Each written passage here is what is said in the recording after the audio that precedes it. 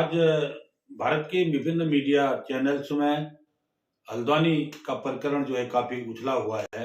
आप जानते हैं कि इस सर्दी के मौसम में जब इस क्षेत्र का पारा 5 डिग्री से नीचे लुढ़का हुआ है तो 50,000 लोगों के लिए बेघर होने का खतरा मंडराया हुआ है। कल 5 तारीख को माननीय सुप्रीम कोर्ट का फैसला आने वाला है कि जो हाई कोर्ट द्वारा इन 5,000 घरों को हटाने का जो आदेश हाईकोर्ट ने दिया है उस पर सुप्रीम कोर्ट मानवीय दृष्टिकोण रखते हुए रहम करता है या फिर उन लोगों का जो बसेरा है हमेशा हमेशा के लिए दोस्तों हो जाता है। ये नई बात नहीं है दोस्तों, आज बनभूलपुरा में ये समस्या है। कल के दिन ये समस्या धीरे धीरे दमुआ डोंगा की ओर भी आ सकती है, क्योंकि दमुआ डोंगा भी जो है कोई रजिस्टर्ड क्षेत्र नहीं है।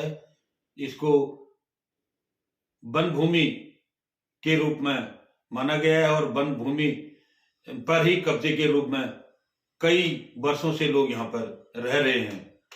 तो ये कहना और ये मान लेना कि ये खतरा सिर्फ बनभूलपुरा के लोगों के लिए है या अन्य क्षेत्र के लोगों के लिए नहीं है, तो ये उनकी सबसे बड़ी भूल होगी।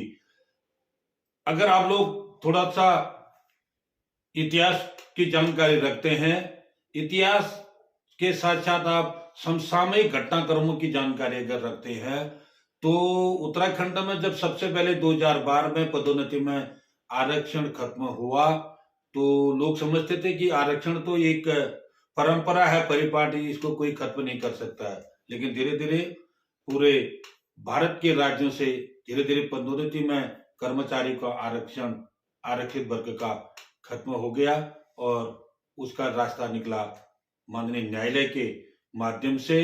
पूर्ण रूप से निकला तो नहीं, लेकिन सरकार ने उसको अपने एजेंडे से बिल्कुल बाहर कर दिया। और उस समय एक सबसे बड़ी सोचती बात यह है कि जब ये उत्तराखंड राज्य का गठन हुआ था तो उस समय मंडल कमंडल की जो राजनीति थी देश पर चरम पर थी। तो आरक्षण के विरोध पर इस उत्तराखंड का जन्म हुआ और वो आरक्षण SC/ST का नहीं बल्कि ओबीसी का 27% आरक्षण था, जो मंडल कमीशन की रिपोर्ट के अनुसार वीपी सिंह सरकार ने लागू कर दिया था।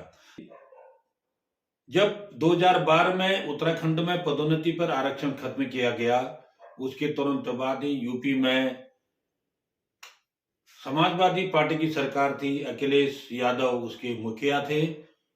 अखिलेश यादव ने सबसे पहले SC/ST के पदोन्नत हुए कर्मचारियों को रिवॉर्ड करने का काम किया। लेकिन आज देखिए कि जब मुर्गियां एक साथ ना होती हैं, एक मुर्गी को काटा जाता है तो दूसरी मुर्गी सोचती है ये तो कटी, मेरी बारी थोड़ी आती है। धीरे धीरे सभी कट जाते हैं। आज यूपी में भी वही हाल हुआ है। यूपी में नगर निकाय में ओबीसी का आरक्षण भी खत्म हो चुका है। तो ये बात अब किसी भी रूप से कहना गलत होगा कि ये हमारा संवैधानिक अधिकार है।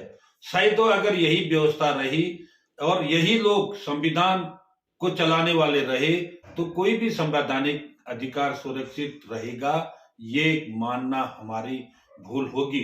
इसलिए वक्त रहते हुए अगर आज उस दुख की घड़ी में हम लोग बनभूलपुरा के क्षेत्र के लोगों के साथ खड़े नहीं होते हैं तो कल के दिन बुलडोजर का मोह वो बिंदु खत्ता की ओर भी चल सकता है, वो दमुआ डोंगा की ओर भी चल सकता है।